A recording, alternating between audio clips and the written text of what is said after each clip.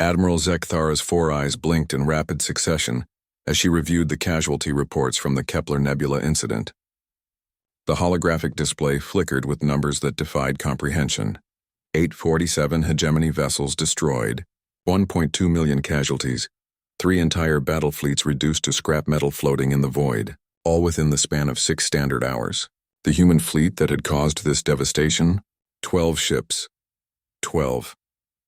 Impossible, she muttered in her native tongue, her tentacles writhing with distress. Around the command center of the Galactic Council's investigation vessel, representatives from dozens of species stood in stunned silence. The Crystalline Confederacy's delegate, whose people were renowned for their mathematical precision, had been running probability calculations for 3 days. The results consistently showed odds of human victory at less than 0.0001%. Yet here they were. Captain Elena Vasquez of the UES Defiance stood at the center of the room, her posture relaxed despite being surrounded by beings who could crush her with a thought. Her uniform bore the simple insignia of the Terran Defense Force, an organization most galactic powers had dismissed as a curiosity when humanity first ventured beyond their solar system 50 years ago. "Captain," Admiral Zekthara began, her translator struggling with the emotional undertones in her voice, "our records indicate that your fleet was outnumbered 70-1. The hegemony brought their most advanced dreadnoughts, weapons that could crack moons. How do you explain what happened?" Elena's lips quirked into what humans called a smile, an expression that had taken xenobiologists decades to decode. "We were just following standard engagement protocols, Admiral. The hegemony forces had invaded the Kepler system, threatened civilian populations on the mining platforms. We responded appropriately." Appropriately? The word exploded from the throat of Warlord Gex, whose species had ruled through military might for 3 millennia. His massive form towered over the human, claws extended. "You obliterated 3 fleets. You turned space itself into a graveyard." Elena shrugged, a gesture that somehow conveyed both nonchalance and deadly confidence. "They fired first." The simple statement sent ripples of unease through the assembled delegates. In their cultures, war was a complex dance of posturing, negotiation, and ritualized combat. Honor demanded elaborate protocols, warning shots, formal declarations. The concept of immediate, overwhelming retaliation was alien to them. "Walk us through it," Admiral Zekthara requested, her voice carefully modulated. "Step by step." Elena activated her personal holo recorder and the space above them filled with tactical displays. At 0800 hours, hegemony forces entered the Kepler system in violation of the Terran Accords. At 0807, they fired on Platform Delta 7, killing 312 civilians. Her voice remained steady, professional. At 0808, I authorized weapons free.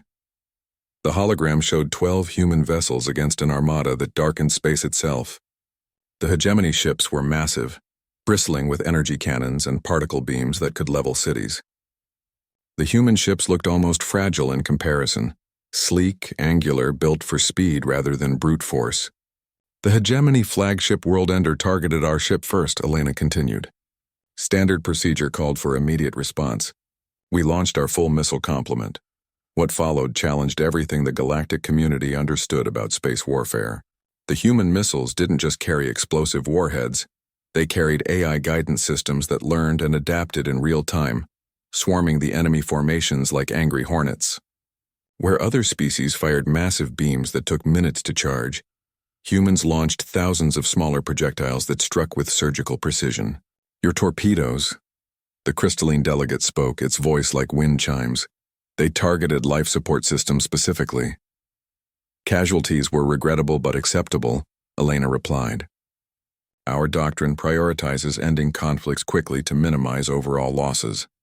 The alien delegates exchanged glances that transcended species barriers. In their experience, space battles were grand affairs that lasted days or weeks, with opposing forces maneuvering for position, testing defenses, wearing down shields through prolonged bombardment. Decisive victories came through superior numbers, better armor, bigger guns. Humans had different ideas about warfare. After the first wave, the hegemony forces attempted to retreat. Elena continued. Standard pursuit protocols were initiated.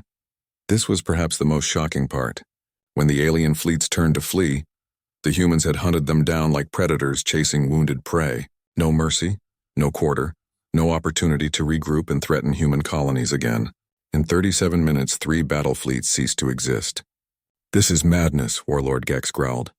You fight like humans, Elena finished. Yes, we do. Admiral Zekthara studied the casualty reports again, her understanding of galactic power dynamics shifting with each number. For millennia, warfare had been constrained by honor codes, by the understanding that total victory was impossible, that conflicts would ebb and flow across generations. Species fought for territory, for resources, for pride, but always with the knowledge that today's enemy might be tomorrow's ally. Humans fought to win, completely, permanently. The Galactic Council is concerned, Admiral Zekthara said carefully. This level of destruction from such a small force suggests capabilities we didn't know humanity possessed. Elena's smile widened slightly. Oh, that wasn't our full capabilities, Admiral. That was a patrol squadron responding to a minor border incursion. We classified it as a police action. The silence that followed was profound. Somewhere in the depths of space, the wreckage of 3 fleets continued its eternal drift, a monument to the galaxy's fundamental misunderstanding of the species from the 3rd planet of an unremarkable star. When the investigation report was filed, it bore a simple conclusion that would reshape interstellar politics for centuries to come. Recommend immediate revision of threat assessment protocols regarding Terran forces. What humanity considers routine law enforcement, the galaxy should recognize as an extinction-level military capability. Admiral Zekthara attached a personal note to the classified addendum. They didn't even call in reinforcements. In the years that followed, the galaxy would learn to speak more carefully around humans, to consider their words before making threats against human interests. The Kepler Nebula incident became required study at every military academy, a sobering reminder that in a universe full of ancient powers and cosmic hierarchies, the greatest predator might be the one that had learned to hunt in the darkness between stars. Humanity called it a skirmish. The galaxy called it a massacre. Both were right.